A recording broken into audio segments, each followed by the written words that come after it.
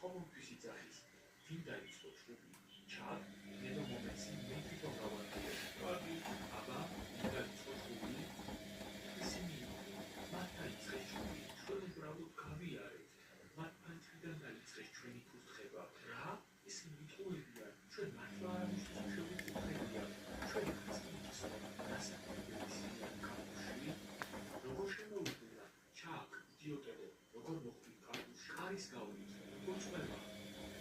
და სად იყო შაკინას დროს? ხო, და სად?